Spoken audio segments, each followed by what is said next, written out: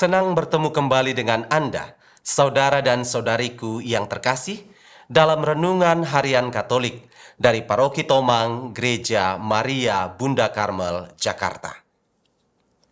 Sepekan lalu, kita merayakan salah satu peristiwa iman yang amat penting dalam kehidupan menggereja, yakni Pentakosta. Peristiwa turunnya Roh Kudus ke atas semua orang yang percaya di Yerusalem, sehingga memampukan mereka berbicara dalam berbagai bahasa tentang perbuatan-perbuatan besar yang telah dilakukan oleh Allah ini, dikatakan sebagai awal mula kelahiran gereja. Karena lewat peristiwa ini, kira-kira 3.000 jiwa memberi diri mereka dibaptis. Mereka ingin bertekun dalam pengajaran para rasul, berkumpul dalam persekutuan, dan sehati dalam berdoa. Kuasa Roh Kudus yang turun ke atas mereka sungguh dikdaya dan mengantar mereka kepada hidup baru, hidup sebagai orang beriman. Maka kini, sebagai warga gereja yang telah dibakar oleh Roh Allah itu sendiri, kita diajak untuk memantapkan lagi pemahaman kita akan dasar pokok iman gereja yang hidup, yakni Tritunggal Maha Kudus. Pada hari ini, kita diundang untuk menyelami kembali misteri satu Allah, tiga pribadi. Para saudara dan saudariku yang terkasih, dogma Tritunggal Maha Kudus memang menarik untuk direfleksikan. Berbagai perbincangan seringkali mengangkatnya sebagai tema pembahasan, dan tidak bisa disangkali bahwa banyak dari antara kita, orang Katolik sendiri, yang enggan untuk terlibat dalam perbincangan ini, karena beralasan bahwa tema itu sulit untuk dicerna. Alasan seperti ini sah-sah saja untuk dikatakan karena penjelasan tentang Allah sejatinya tidak akan pernah menemukan titik final dalam bahasa manusia.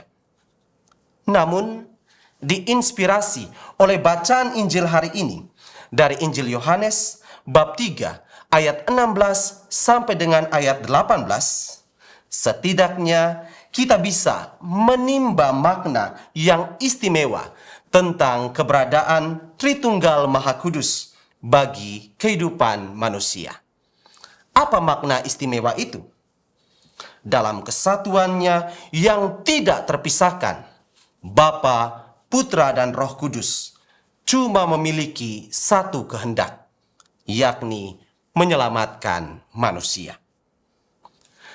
Adapun pemakluman tentang kehendak Allah ini terungkap dalam percakapan Yesus dengan Nikodemus.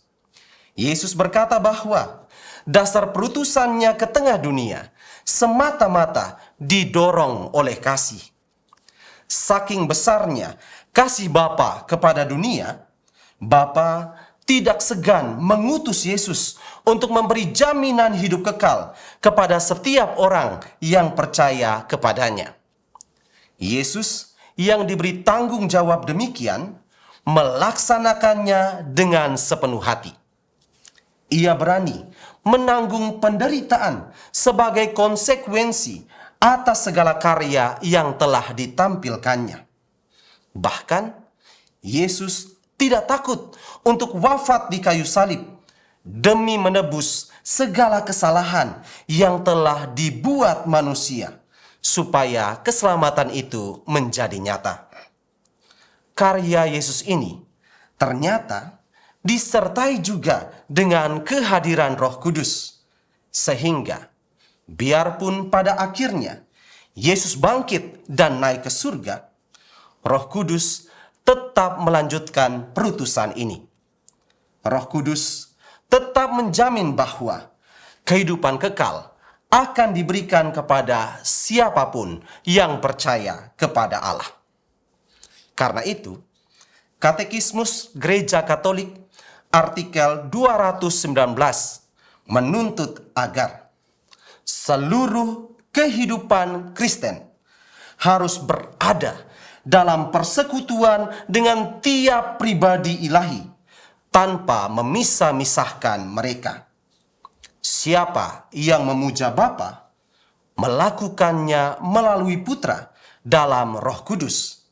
Siapa yang mengikuti Kristus melakukannya karena Bapa menariknya dan Roh Kudus menggerakkannya. Keselamatan manusia adalah proyek bersama dari Tritunggal Maha Kudus. Karena tujuan akhir seluruh kegiatan ilahi ialah penerimaan makhluk ciptaan ke dalam persatuan sempurna dengan Tritunggal yang bahagia.